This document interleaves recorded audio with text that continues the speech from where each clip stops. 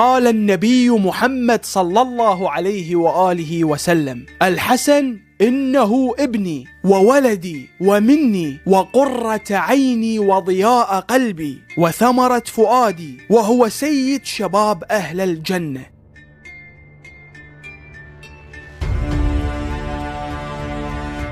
وحجة الله على الأمة، أمره أمري وقوله قولي، من اتبعه فقد اتبعني ومن عصاه فليس مني.